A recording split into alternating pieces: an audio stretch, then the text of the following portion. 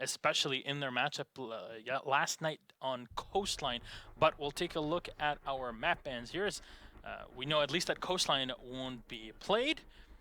And there we go. Coastline and Oregon will get removed. This, of course, Rogue played against EG yesterday on Oregon, and obviously, going on Oregon might have been the big mistake for Rogue in that. But Villa, Bank, Border will get removed, and we'll get to play on Clubhouse. That is very, very interesting, as Rogue has so far a 100% win rate on it, having played it only once, but it's pretty. It was a pretty substantial victory for them.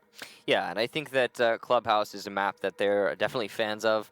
However, would imagine that Noble is as well. I think the Clubhouse rework has been met with in warm regard from most teams in Pro League.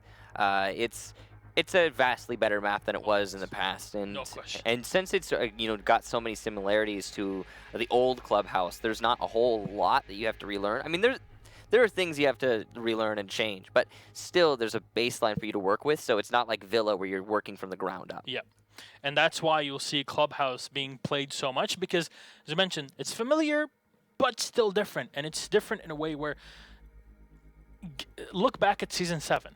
Would you have said, oh, now they're going to play Cash Room and servers, and it's a very good site, it works very well for this team, or Bedroom and Gym? No, I wouldn't have said either in all likelihood, but we did see some cash defenses. They just weren't very successful. Yeah, Vitality is the only one that actually won that. But knowing Vitality is kind of a normal thing for them, right? Let's take a look at the community vote, and no surprise there, 71% in favor of Rogue.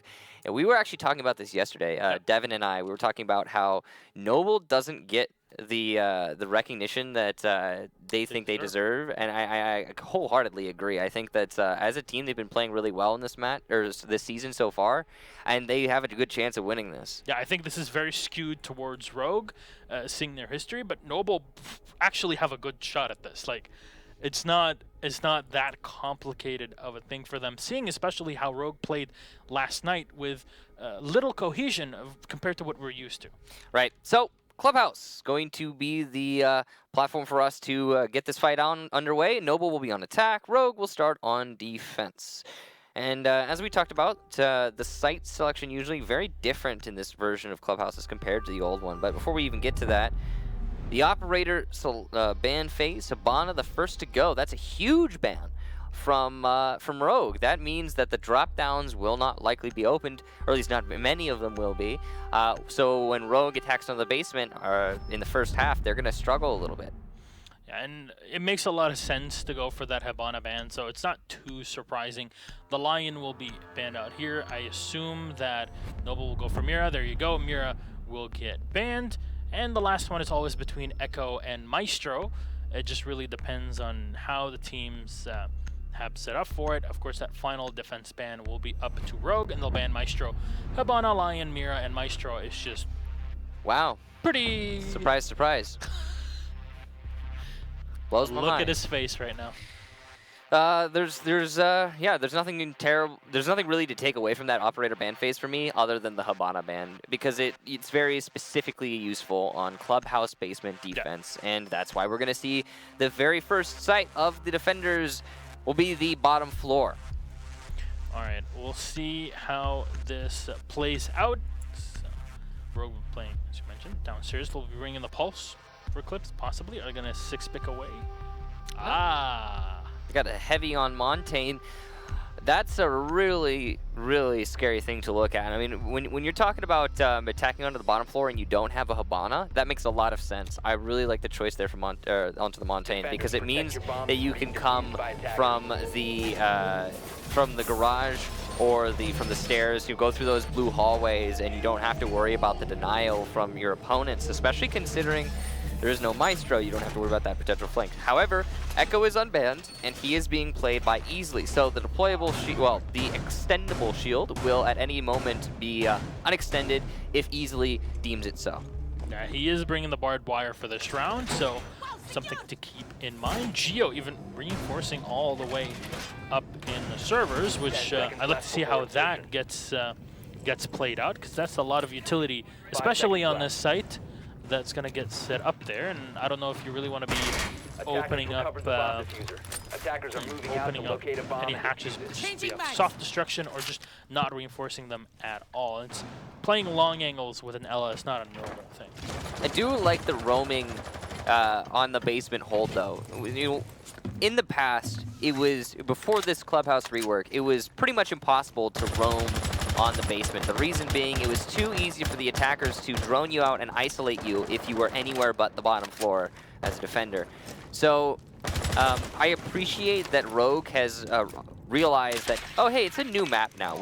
We're allowed to roam, and they're going to lean into that. And I don't know that it'll be met with success, but I appreciate that they're trying. We'll see how that try goes out. This Yeti, of course, is on the buck, and he's going to open things up as he immediately goes in from the jacuzzi balcony into the bedroom here, into construction. They're using that Monty as a shield right in front of them to make sure that they clear out the top floor before they come down. And Gio will get pushed back here, and I assume he's going to fall back. Drone's going to spot it. He's going to chuck in an extra concussion mine. But Noble don't really want to contest him. I mean, Noble technically doesn't have to take Garage. However, I feel like it's a pivotal part of their take. If they're going to push from the church wall, they're going to be a little bit bottlenecked. And Montaigne will help them in that push, but there's also, you know, other players on the defense who are waiting for it. And meanwhile, your Thermite is really not anywhere near the church wall right now. So you're going to spend a lot of... Yeah, it actually is. Yeah, it's going to be a church wall take. So As is going to open up the Moto drop down. And after that's open, they now have control of Moto, so they can deny that crossfire. And then they can move their Thermite into the hallway and open the wall into the site. This is an old school take that we don't see very much because, I mean, it was originally from the very first season of Pro League. Yeah, this is pretty much back in the day, but Gio's going to try to make it a bit more complicated. The shield, it's still up there. For some reason, really, it's a bit of a late moment to be in here because there's 46 seconds left on the clock. The Monty will get the spot, and they'll try to hunt the Ella down as Gio gets the kill on Crazy, but Heavy will refrag. Now, Crazy was playing on the Thatcher. He had already done his job, basically, and there's not really much that he has to do anyways, looking at the operator selection on the defense. Noble will drop down with a grenade being chucked in by Buck in the back. Eclipse, though, gets one on Breezy. Heavy's going to get set in the side as he tries to play with the hipfire in blue. Cannot find the angle here. Somehow still alive, but Yeti comes in. We'll get one on Slash. 10 seconds left on the clock. Diffuser will get picked up here as Yeti just runs on in and goes for the plant. That shield, though, has to deny things. The smoke and the C4 will get thrown in at the end, but no time remaining as the Yokai in the back will make sure that the Buck cannot stick the plant. And there you go, you see that Yokai drone running all the way in and getting the last bump on the Buck. So a couple things there. First of all, props to Noble going back to the old school to try and make it work. However, they were really, really not on top of that time management. Coming in for a plant at 0-0-0 is not ideal, and it is what cost them the round. They also had to factor in those Yokai drones from the Echo, which, you know, if you don't ban Echo, this is what's going to happen. He's going to deny your diffuse plant. So it was a nice try from Noble. However, I really would have liked to see them focus a little bit more on the site take itself. Maybe instead of hunting the roamers, just isolate them. Or if you are going to hunt the roamers, commit to that hunt. So what do I mean by that? I mean, the Ella was allowed to linger in Garage for pretty much half the round, and then eventually once she did fall off Garage, it was of her own volition, and she just came back up through the blue stairs into Closet, and it was a pretty easy flank at that moment. So there was no real pressure onto the Ella Axe Factor, and while there was no pressure being applied, there was also 3 attackers trying to hunt her throughout the entire round. Yeah, and obviously since they were doing that, they were so preoccupied, they couldn't set up for the final push onto the site. Yeah, the Thermite got the wall open with like 30 seconds left. Yeah, and that's it's pretty late for even for your standard church take. But that aside, you saw there a potential 6-pick onto the IQ. Won't be the case, it'll be the Ying. It's going to get played out by Heavy. 10 seconds remaining. So we'll get to see how Rogue defend against that as they'll bring easily... 5 seconds. Easily insertion. Is he praying or? No, he's got the barbed wire bug. So this happens when you're vaulting over something and you immediately place barbed wire after you vault over something. It actually was this bug was abolished a long time ago. It was fixed, apparently coming back as of this most recent patch. Yeah. That happens. It does happen. We've had a couple bugs that have made, rotations where they'll exist for a long time and then they'll be fixed by Ubisoft and then they'll come back after another, patch. It's like the meta. It's cyclical. Exactly. But it's true. So yeah, if you come off of a vault, you place barbed wire immediately. Sometimes that will happen and you'll get a bit stuck. All right. Well, we saw that standard church stake. Speaking of cyclical, you mentioned that was the push that was standard to be played back in year 1, season 1, where there was only thermite because Habana didn't exist, and you had to play around those 2 exothermic charges. Yeah. So the lack of a hard breacher is something that you have to take into account when you're defending that, or when you're attacking the defense of the basement, and it can hurt you a lot. And the more important one, of course, being Habana when you're going onto the basement. However, it's nice to have both. That's the sort of site where you really want to have your options available to you, because that's how the site works. There's several avenues into the bottom floor, but they're very tight avenues. They're constricted. So as an attacking team, you need to come up with an option to get past that constriction. Either A, spread yourself out, attack from multiple avenues at once, thus making it so the defense cannot focus on each and every one of your players and allowing for potential flanks, or B, pick an operator like Montaigne who's able to just shove out a defense. And they went with B, but they didn't have enough time, and that's really how the first round played out. Yeah, and usually when you see the Monty pushing in from blue, he's got somebody to support him from the back. That was supposed to be the Thatcher doing it. Unfortunately, lost in the engagement against the Ella.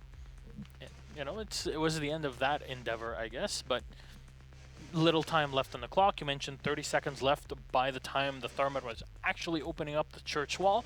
There were still 2 yokais that were available, so those on their own are very damaging to an attack.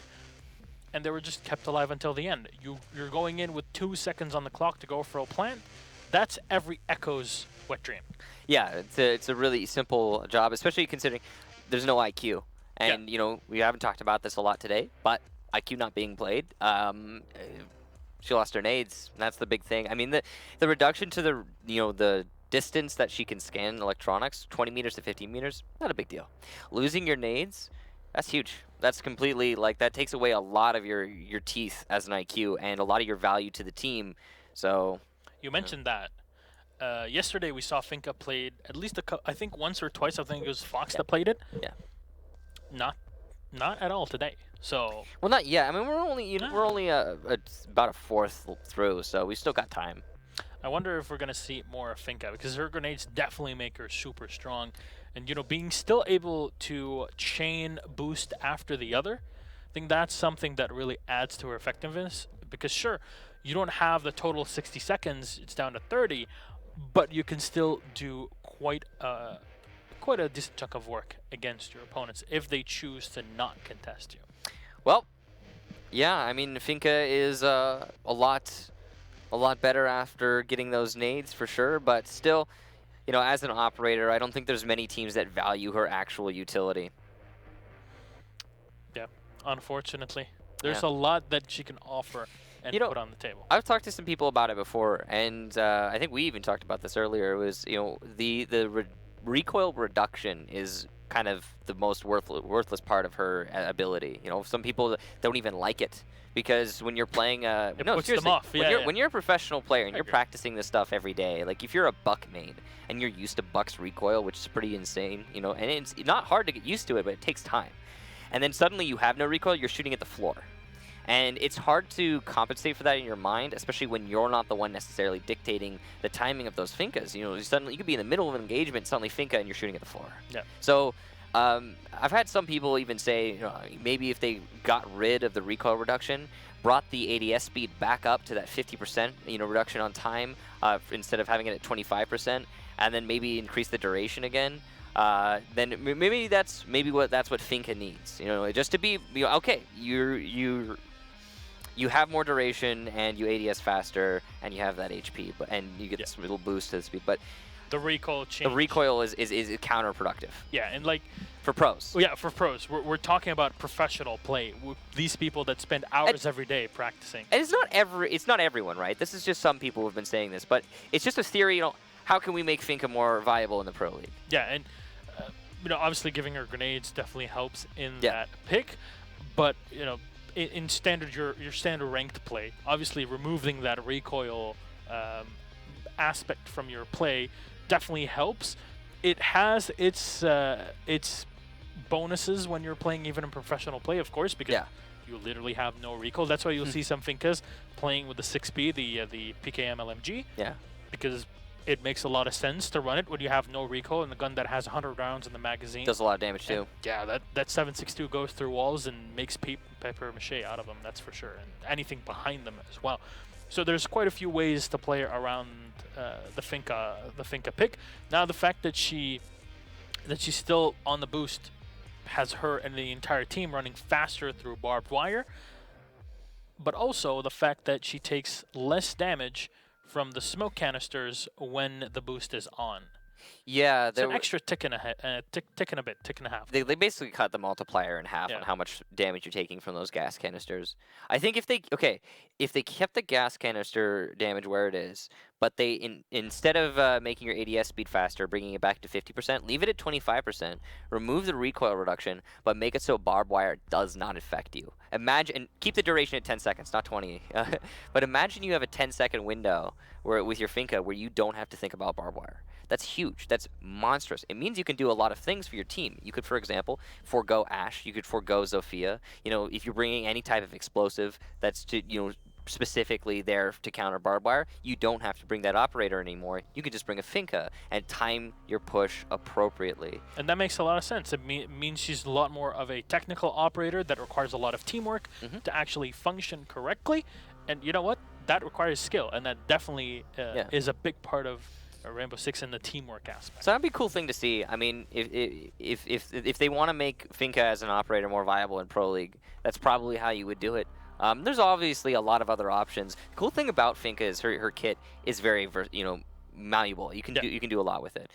But we've been just theory crafting on Finka for a bit. We've got other things we could talk about. There have been there has been one round in Rogue and Noble, and we do, I think, have the match ready. Yep, let's head into it. We'll get to vote. Yay, we get to watch people shoot each other in video games. All right. CCTV Cash Room, the site that we just witnessed right before the rehost, and we'll be going back to it. The same operator selection. Yep, of course, that is part of the rule set. We'll be back in Cash Room. Hopefully, we do not have a repeat of that vaulting barbed wire bug, I guess. Yeah, well, I mean, it's really up to the player. Here's the thing about that bug. It's kind of player-induced. And to be fair to anyone who falls into that trap right now, it was thought to be dealt with. But now that they know that it still exists, or that it's come back, they can play around that, and all you need to do is just not immediately put your barbed wire down after vaulting.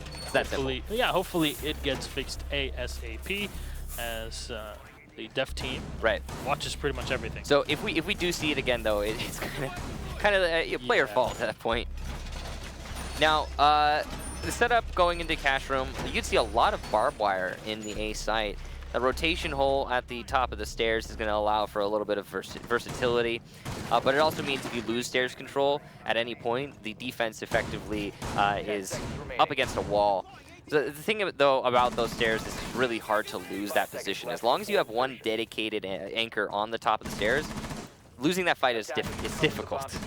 This is what I like as well from Rogue's defense, is that they've set up a wall to be shot between A and B. There you go. Yeah. See there? C4 you can just wall. Yeah, that's a C4 wall, but also if you stand on the table, you can vault through it. So you can use that to your advantage when jumping in for a fast retake or just aggressive plays in general. As Noble are setting up for their attack here, they're bringing heavy yet again on the Candelas for the Ying. Attackers have located a bomb. So Ying yet again not being banned, like you said. We actually have not seen her banned today. Only 2 matches played, but it's a bit odd. you know, we expect her to be banned. She's one of those operators that fits into that category, you know, up there with Lion and Glaz. But not so today, it seems. And she will be made use of then. Pushing into Master and starting to clear the potential roamers on the west side. Yeah, there's a lot of teams that like to put at least one player in here to play in the bedroom or in the bathroom and then fall back onto the site. You've got construction. What they'll do usually, if they're planning to roam in that area, is reinforce the office wall just so run back into construction is not immediately met by a buck that's shooting into you or a sledge. Nope. Information is being gathered. Noble have the knowledge of west side, and now they can start their push onto the site. But the construction wall has been reinforced and banded, so any potential thermites are going to need a Thatcher to back them up, and Crazy is going to be that man. But they're still a little skeptical. I'm not sure what Noble's thinking here. They're slow on the opening of the wall. It's possibly because once you open that wall, you open a lot of angles for your opponents to then fight onto you, and it is kind of dangerous. And I understand their delay.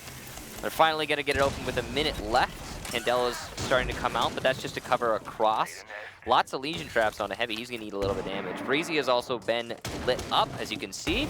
Zofia outside challenging onto server window, not having the best time so far. Vertical play from Yeti, going to make these anchors move a whole lot. Easily will get acid, though.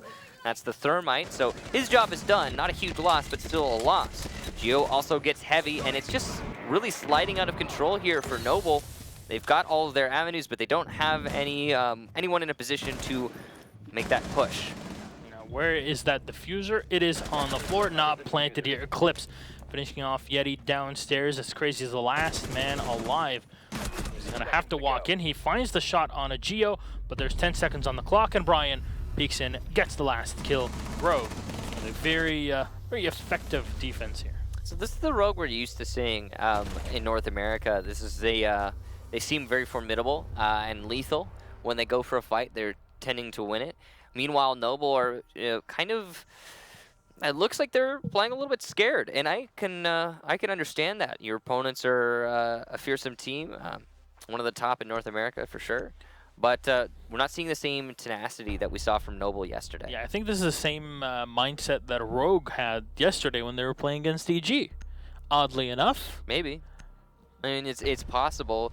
Either way, the mentalities here are a bit askew, and Rogue are definitely on the positive side of that whole equation. So they are now starting to put together some rounds, and they only need to get 3 more, including this one we're going into, to win the half out.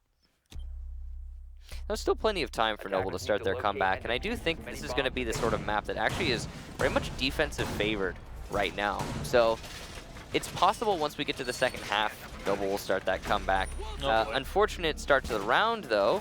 Eclipse has taken some damage from one of his teammates and will have to be reset. I think that was the shotgun that came in from Slash, but yeah, I think the only site that is not technically lending itself to the defense nowadays is Church.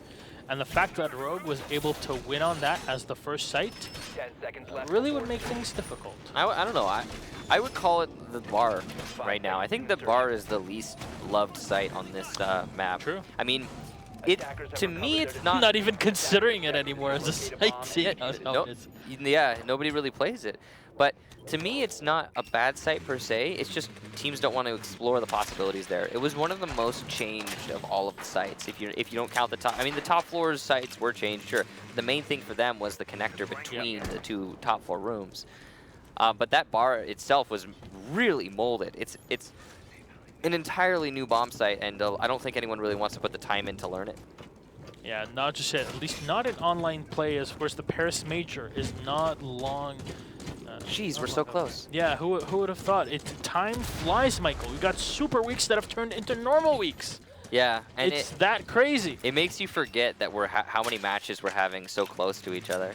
It's a ton of excitement and a ton of plays, and we'll get to see how Noble push into this here, as they do have the Monty right ahead, and the Buck of Yeti will open things up to try and push any defenders out of cash room. And you know what? There is nobody in here. So I guess defenders will want to play from the office to find an angle onto heavy, but the wall is reinforced.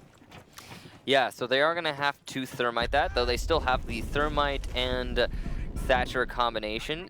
Speaking of combinations, the Jaeger with the Yokai drone onto heavy, trying to dispatch that shield. Really good combo. The Jaeger does a lot of damage with the carbine, and if the Yokai is able to make you drop your shield for even just a second, Jaeger spraying at your feet as a Montaigne, that is basically a free kill for the Jaeger. Oh no, speaking of free kills, that's the Yokai now eliminated on a bit of a outward move from the Echo. There's no castle being brought here, so the gym is going to be complicated as well to hold a bit, but you know what? Yeti will go down. What is that? Geo somehow finding the angle on the Bandit to shut down the Buck, and Rogue at the helm. Great kill there. And this defense shaping up well.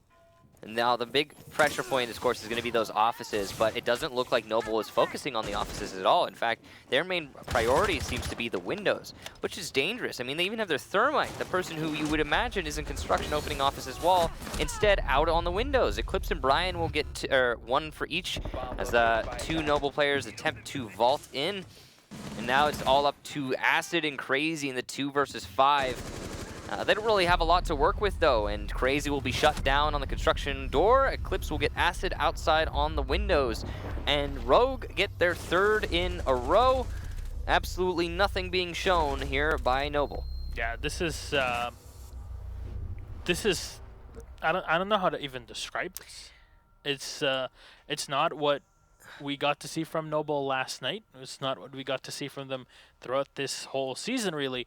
And Rogue are just sitting back, relaxing, and waiting until Noble fall into their traps, because either they overexpose themselves or they have no time, and Rogue just capitalizes on it. You know the thing that really blows my mind about what we're seeing from Noble right now? What, Michael? I have been shocked and surprised every single time Noble plays by the level of strategic play they have. Their strats have been really great, and they haven't shown a single great strat yet in this match. I could be, and this is just speculation, but it could just be that Noble does not have anything prepared for Clubhouse. It's a real possibility. You know, they just played yesterday, so coming off of that, they only had you know, a day to prepare strats for this match here, and they didn't know what map it would be. So it's possible they aren't prepared, and that's it. But I gotta say, there's also some basic strategies they could be executing, and they're not. For example, part of Rogue's defense there was holding on to the offices, and Noble didn't go for office. Where was the office take? I mean, they had a thermite, they had a Thatcher, there was an office wall that was reinforced. You know, I feel like the equation makes a lot of sense. Now, to be fair to them, Geo was bandit tricking it from my understanding, and he did get the kill on the player who was trying to pressure him from the drop down, so it's very possible they didn't really have any way to deny that bandit trick. Yeah. But coming off of that, they just rotate into pressure from windows and doorway from construction. That's putting yourself in a bottleneck. Yeah, I think they gave up the instant their initial idea kind of faltered. I don't know. Maybe we'll see Noble eking out the victory here, and we can ask them about these mistakes, to us at least, that we saw. Well, at least, I'm sure we'll find some answers later on. I'm sure, that's for sure, whether they win or not. But right now in this round, they're clearing out the top floor first. Now, they've done this before when attacking onto the bottom floor. However, last time they were unsuccessful. The reason they were unsuccessful when they did this was very specific. Their time management was poor. The reason their time management was poor, they spent too much time hunting roamers. And they didn't actually lock out the roamers or, you know, shut them, deny the rotation late in the match. And because of that, they suffered heavily when they went for the actual site push because they only had 30 seconds left. Yeah, Geo kind of wasted a ton of time on the Ella, but here Noble will not fall into the same trap. As this time they clear things out very effectively. We see IQ being played as well with that lone Claymore in the back pocket, as feels pretty sad giving up those grenades, that's for sure. The impacts? No, the... Oh, you're talking about IQ. For some reason, I thought you were talking about Ellen. What do you? I mean, still kind of same as well, That but was a long time ago. yeah. Either way, yeah, no, it isn't great that IQ's lost the grenades, and now with a Claymore, not going to be as useful to the team, but it's still. Oh! Wow! What a Ballsy read. play from Eclipse. Jeez. Kobe's the C4 into Breezy, and that's the IQ being played. It's definitely not something you'll see many doing, and Eclipse will hit the angle again. Acid goes down.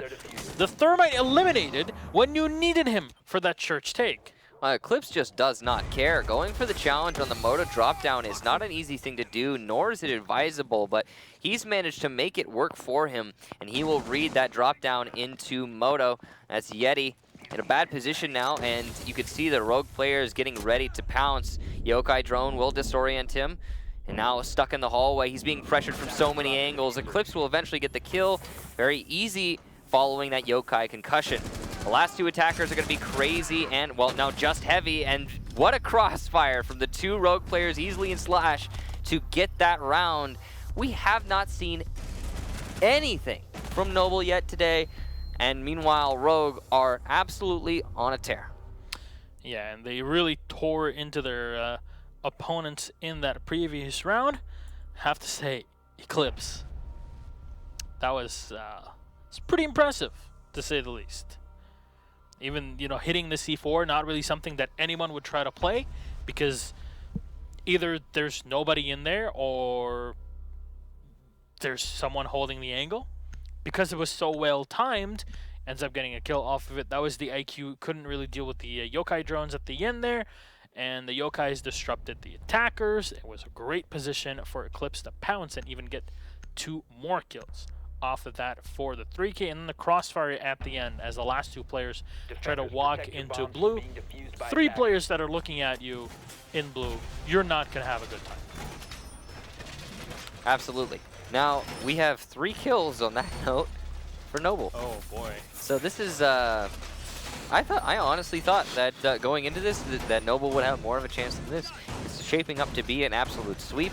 The only hope that Noble has at this point, in my mind, is this is a defensive-heavy map, and that's, you know, partially true, I guess, because it's considered a new map when you compare it to the others. But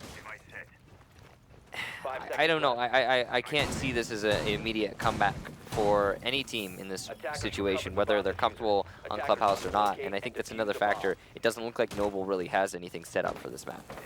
The strategies that they're employing are very basic, and they run counter to everything we've seen from them in the last couple play days. And it's a little disheartening, but it happens. Yeah, at least yesterday you were saying the same thing about Rogue, and Yeah, no, it was true. I mean, we saw Rogue lose 6-2 against Evil Geniuses. We thought that was going to be a toe-to-toe match. We thought that was going to be, you know, down in the dirt brawl. Oh, I was so happy that I saw the game. I'm like, you know what? I'm gonna sit in my jammies, get some popcorn, watch the game, put it on, and 6-2. Yeah, and it was really one-sided. It was, yeah, it was pretty much a sweep, and that's what we're witnessing now. But it's the other team. It's Rogue this time, and they're sweeping onto Noble, the team that we anticipate giving Rogue a run for their money. It's not done yet, though. I mean, we're only 4 rounds in on the 5th round. We're only a minute into that 5th round, so there's still time for Noble to start their comeback. The IQ, though, being concussed continually by the Echo drone. Acid will get Brian, and that pressure vertically from Garage has been alleviated, but actually downstairs, in fact, is going to be Eclipse, who does not seem to be scanned out, and he will get a very easy kill onto Heavy. Completely exposed there as he comes up the staircase. Nice angle there from Eclipse to get that refrag and keep his team in the running for this round. Yeah, Gio is also watching the stairs, so it allows his Jaeger Eclipse to rotate back up from the blue stairs. Breezy will drop down. There you go. Easily get one on Yeti. A long-range fight there to take down Yeti. That is no more Buck, no more Blackbeard.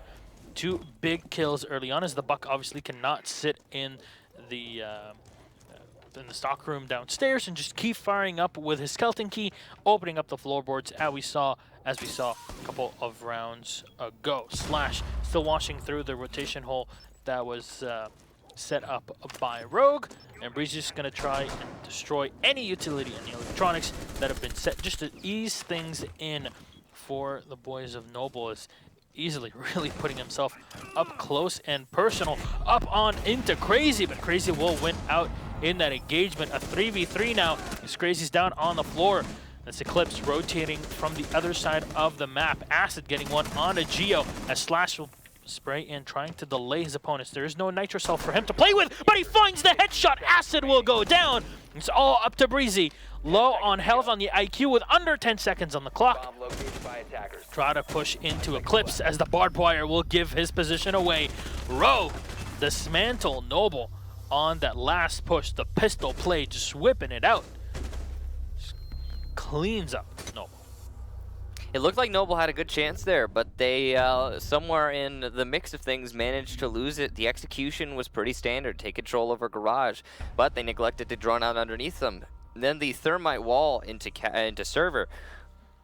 Again, pretty standard, but they neglected to, well, when pushing, win their fights. And there's some very basic things. I mean, they did bring a Blackbeard there, and the reason they brought that Blackbeard is for that exact to win their fights. They wanted to win engagements, and that's something they've been struggling with in this match so far. So they thought about things. It kind of all went wrong when they actually went for the push.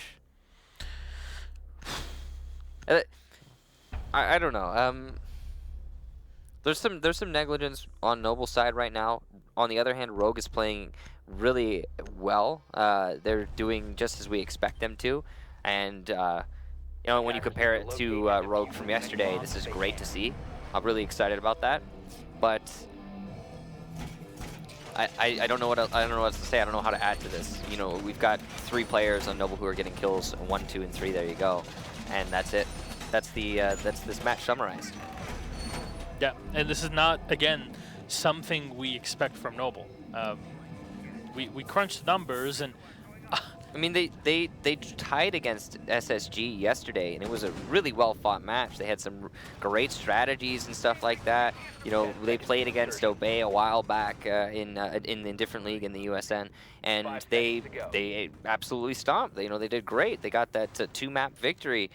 Noble recently has been having good matches, and to see them here struggling right now, it's just odd. And I feel like we've been talking about it a lot, but still, that's how surprised we are, really, with the with things right now. I still conventional wisdom. I still say that Rogues, sure, they're the team to win it, but I just don't expect it to be like this. But anyway, we're on the second half now, and at any moment we could see the comeback happen. Could be the defensive-sided nature of this map. Who knows? But they're gonna have to, or Noble will have to win 5 rounds in a row. And if they do win 5 rounds in a row, they will not get a victory, they will get a draw. So Rogue are pretty close here to actually climbing through those rankings, potentially after this match, if they get the W. Yeah, we'll see if Rogue can put themselves into that second position up on the board, as they're only separated with EG by 1 point. Eclipse kind of jumped the gun there coming off the angle. He saw his teammate's drone right in front of him, but the drone had not cleared into construction. So he came off that angle and actually missed out on a kill. And missing out on that kill right there could cost Rogue a lot moving forward, as the roamers now will be allowed to delay further. Easily again on the Capitao. We've seen how much Capitao play has been happening, especially in North America, just because crossbow bolts go through ADSs. You don't have to worry about those, but you got to worry about that 416 as Crazy jumps in on the Jaeger, gets the kill on Brian, and that's the IQ eliminated. Finally, we'll see Noble in the man advantage. No, they haven't had it very many times in this match so far. It's been a struggle. They're going to have to maintain it, though. You've got Heavy playing Alibi inside of Adam's spot, and he's going to fall back. You probably will be caught out here, but Eclipse misses his shots as he's leaning kind of, you know, a little bit too enthusiastically, and it'll throw off his aim. Another push from the roamers. That's Pulse in the bar. Easily is going to drone this out, read it, but actually not be certain where the Pulse has gone to.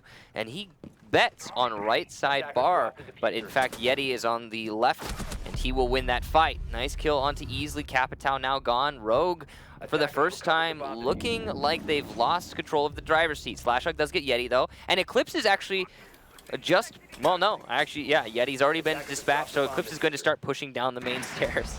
I was a little worried there that the Pulse was about to get a free flank kill, but the clear coordination from Rogue is pretty exceptional. They only have 19 seconds left, though, in this round. Yeah, and they open up their tunnel right now. Slash will have to gun this and try to run into the site as Rogue might just be going for the kills here. Crazy will get one as Slash comes in from the side. The diffuser's on the floor in the back at Noble.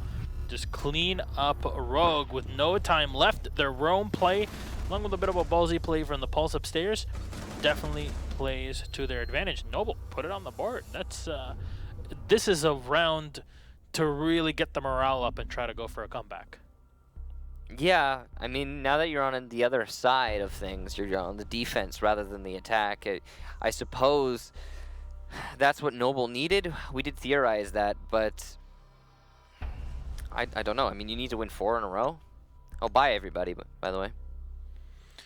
Yeah, by the way, if you're boosted by a cheater, goodbye, good riddance. Well, you know, it's only for so long, so it's unfortunately not that permanent ban.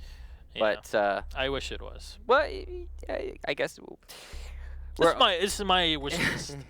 yeah, This is my wish list. Please, understandable.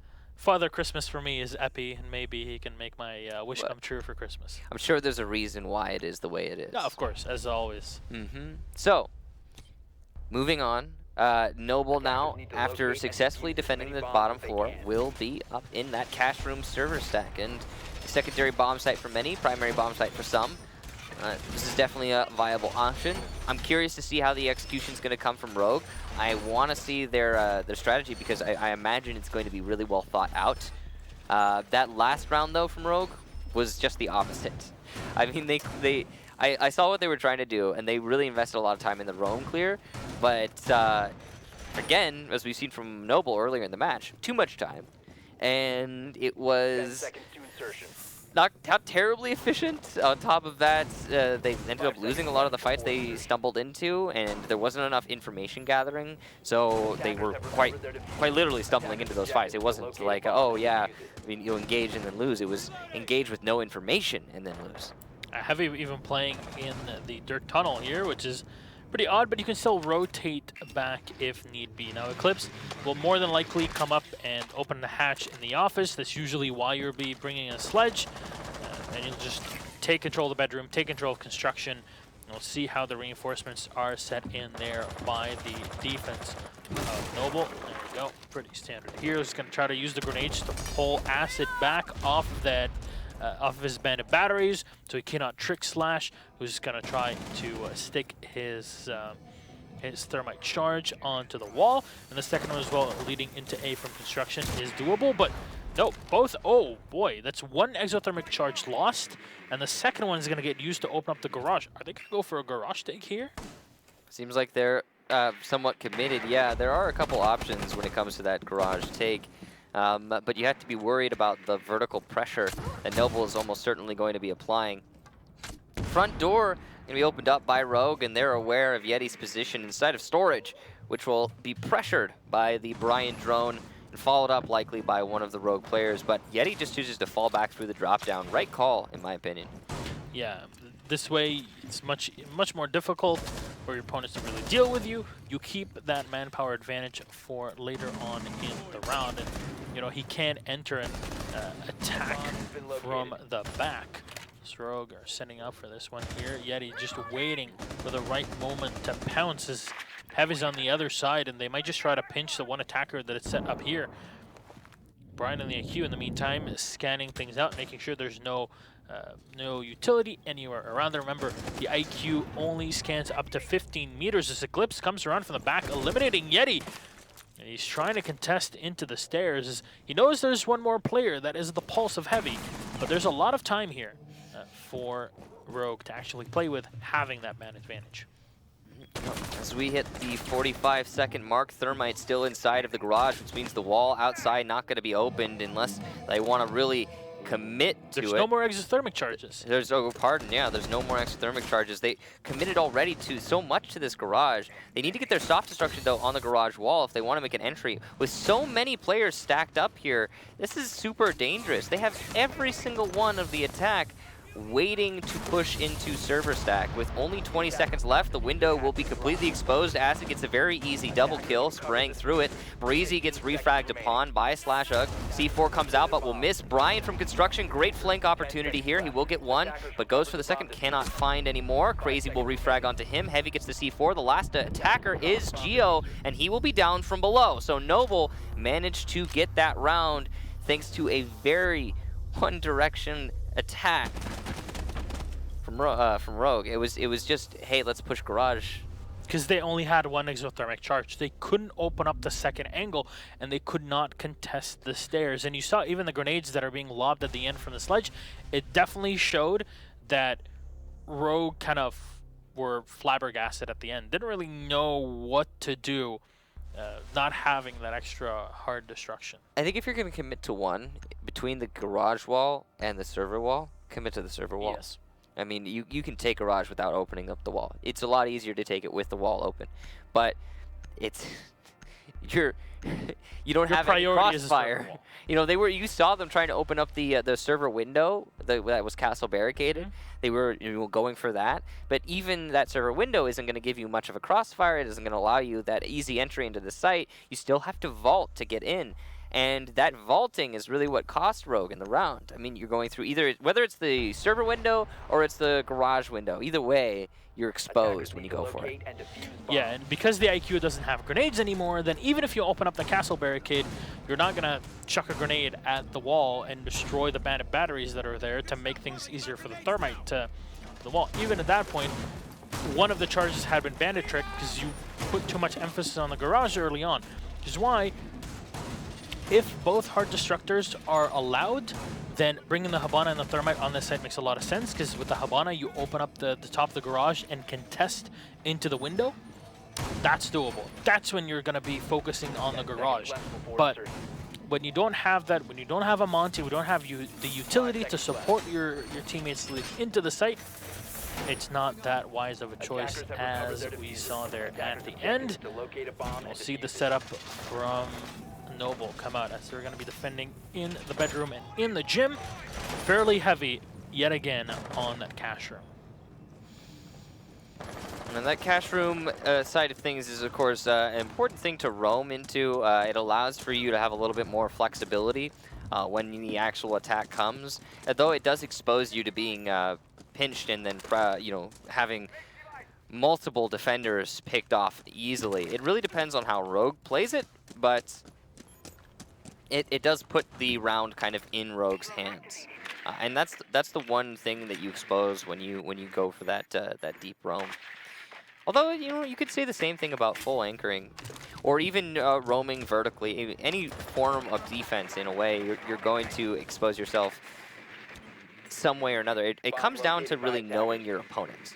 What is Rogue going to do? Is Rogue going to be so attentive when it comes to those roamers? Are they going to hunt them down? Are they going to put that time in? Are they going to commit fully to it? Or are they going to forgo hunting the roamers? Are they going to try and isolate them instead? Or maybe just pick a site and pinch it off and go for a plant, which it seems like that's what Rogue's attempting to do right now. They're applying a lot of pressure to this B site, which is dangerous. It's a very closed-off site. However, with a Capital, actually, this could be a really easy take, especially now that they've opened up the pool table. No, the impact! The impact perfectly placed by Heavy, and only one exothermic charge left for Slash. Heavy doesn't need to risk this at all. There's no reason for him to expose himself or throw the impact too soon. All he needs to do is wait for the detonation and then impact, and then he can deny that wall once more.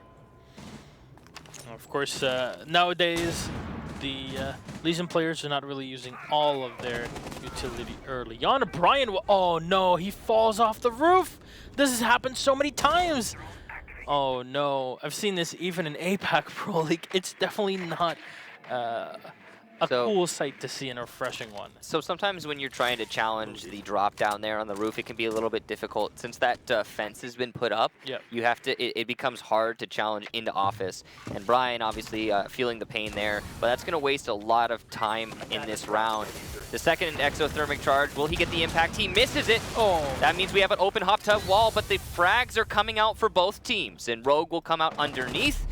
Yeti extends that, leaving Eclipse as the final attacker who has been exposed by camera and Legion Trap. He manages to hit a nice headshot onto Acid, but he's going to have to find 2 more. 15 Smoke seconds remaining. inside of B, waiting patiently with the shotgun out. Meanwhile, 10 Yeti seconds remaining. somewhere else entirely. The Legion Trap will detonate and give away Eclipse's position yet again, and Yeti from the connector, from construction, will get that final frag. Noble put 3 in a row and bring us to 5-3, and this seems to be the same thing we saw on the last half. yeah, So defense favored? yes. I think at this point, yeah. I think that's the solution. And, you know, Noble fighting back very, very hard. Here, we'll see if they can continue the streak as, again, a tie really affects Rogue in this. You know, holding on to the top 2, because remember, at the end of the season, only 2 teams get to go to Pro League Finals in Rio from every region. And going into the second half of the season after the Paris Major with a mindset of, yeah, okay, we went to the Paris Major, we played well, okay, whatever it was, but we also have a good spot in Pro League, we have that second spot. It really helps out your team mentally, even just going into the Paris Major with that mentality. So Rogue definitely looking for the win. Noble looking to disrupt things in Rogue's ascension to the top 2, as that position is held by Attackers need to SK rotate and on defuse top the and bomb. EG on the second spot. Eclipse with 11 kills, so bring out the blitz, as you'll see Noble going back to the church. See if their prayers will be answered for the comeback. They're getting pretty close. They started to frag out, and going onto the basement, they were successful here the first time they attempted it. Rogue's attack was a little bit all over the place. They lost a lot of players to those roamers, of course, and it was a big struggle for them. Now, Noble seems to be going for 10 seconds remaining. a setup inside of the dirt tunnel. If you're wondering what's going on there with the shield, the mute jammers, and everything like that, basically the way that works is you put that shield down, and the shield will cover the mute jammers from being exposed to the drop, or sorry, not the drop, the drone hole. So you cannot destroy those mute jammers, and thus you cannot hard breach the reinforced walls because of the Jaeger device. Now, there's ways around this, like a Thatcher, for example, but Rogue has not brought one, or an abundance of grenades and flashbangs to clear the ADSs. But it doesn't look like Rogue is too keen on investing heavily into it, which makes a lot of sense. I mean, it's not the most important thing in this meta, dirt tunnel, but it is still another lane that now Noble doesn't have to think about, and because they don't have to think about it, they're going to be allowed to focus on their other lanes, which is kind of the hallmark of the basement. I talked about this earlier. It's really being able to focus on where the attack's coming from, and if you can do that, then as a defensive team, you can't. It's really hard to lose. It's basically it's a lot of funnels, and it's easy to win those fights. Yeah, we'll see which avenue will be the one to go for, which one will name 22 Acacia Avenue. It's the place that usually everybody likes to go. And we'll see where Eclipse will be heading towards this round. Easily, he's just sitting up in the lounge. He'll take down the camera in the garage as the call should be coming in to ease Eclipse's way down. He's going to be moving in from those blue stairs. Of course, Geo back on the glass. Definitely something to be afraid of. So you hear the thermite charges opening things up, and I assume that it was really looking into blue and also into the bar to Moto from the bar. There we go. Now the second one from blue will get opened up. Geo will go back onto his drone to ease the way of the blitz in. It's crazy. It is spotted behind the generator. It's not really something out of the ordinary. Brian's watching through the middle of the hallway, though the B side is opened up looking in from the hallway, so you gotta watch out for that. We've seen pushes go very, very well for the attackers. The instant they spot that this spot is open, Brian and Slash will get one each. As 3 left alive from Noble with Breezy low on health. Slash though will go down. Acid, that's the diffuser on the floor, and Heavy from the side gets the kill on too easily. Smoke Grenade is gonna get thrown in as Acid will win against the PMM. The flash though from Eclipse disorientates Breezy for just a bit, allows him to get the kill. Blitz will have to go off of the shield for just a second to get the goo mine out, as Eclipse has to play against the 2 here from Noble. They'll find the kill on Acid, putting it all onto Heavy. It's 16 seconds on the clock. It's a 1v1 between Heavy and Eclipse. The call has come in before the death of the Dokkaebi, so Heavy is spotted. The C4 has been set. There's little time on the clock, and the Blitz will have to run in. Boom goes the Dynamite, and that is Eclipse on the floor. Noble to put the 4th round on the board, and they are one away, Michael, from the tie. Yeah, they've been getting a lot in a row here. They've been looking exceptionally strong on the defensive side, and gotta give them props for starting this comeback and, you know, living up to our expectations of them as a team. And I don't know, I mean, there's not much to say about that round. The way that Rogue played it, they clearly were maneuvering around your average avenues. They wanted to go for an Arsenal take through the soft wall, which is old school, but it works. And they didn't commit too fully to it. And that's the really confusing thing for me. After Brian got the initial entry, why are we not pushing through that breach? Why are we not trying to get control of deep Arsenal and go for a diffuse plan? That's what Penta did in their last matchup on Friday night, and it worked fine. I'm just so confused why they didn't commit to the options that they had available to them. And the only answer I can come to when it comes to Rogue is possibly a lack of information gathering. You know, and that could come down to, of course, the time pressure yet again that we did see Rogue put themselves into that corner. That has to do with more efficient droning and roam hunting earlier in the round, but we've been saying that a lot about Clubhouse, and it's very possible at this point in the new Clubhouse, maybe instead of hunting down all of the roamers and spending 2.5 minutes doing that, you need to just isolate them and go for a push somewhere. Now, that could be maybe there's a faster way to do it too.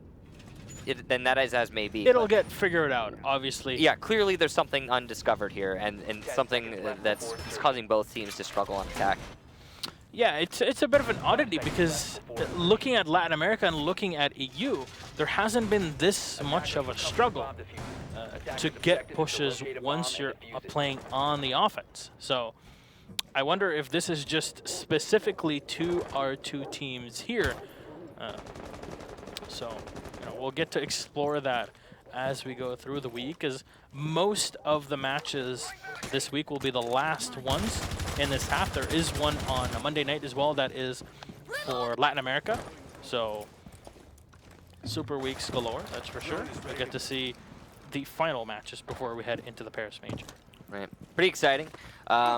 This, however, in this playdate today, right here in this match, if Rogue managed to get the victory, they are going to, of course, help themselves with their positioning and move up a little bit. But if they draw here, then I'm pretty sure they'll just maintain their position throughout. They equalize against EG because it's like 12 points for SK, 11 for EG, and 10 for Rogue. So if they equalize, then that's a tie, but then EG has the ability to push away with 3 extra points after their victory against Rogue last night, and maybe their victory against SSG today. But then again, SSG is no slouch themselves. We'll see how that works out later, as Rogue might be setting up for a bit more of an aggressive play. The Bandit Battery is still available behind the wall. The grenade did not connect, as I assume the second one will be set. Acid getting ready to trick the Thatcher, unfortunately, or the Thermite, not fast enough on the battery. And that's a very efficient way of playing here from Rogue. They immediately open up their angles, and there's a minute 20 left on the clock, plenty of time to work. This attack from Rogue so far has actually been really well executed, and the Capital Firebolts are going to put a lot of pressure onto Crazy, who will actually expose himself as a result of that pressure and lose his life. So now Rogue has their entry. They know what they need to push. Acid's going to be holding from the top of the main cache stairs, and that's a great anchor position in an attempt to deny this push. Brian will go down to Heavy, so there has been a refrag. 50 seconds left, though.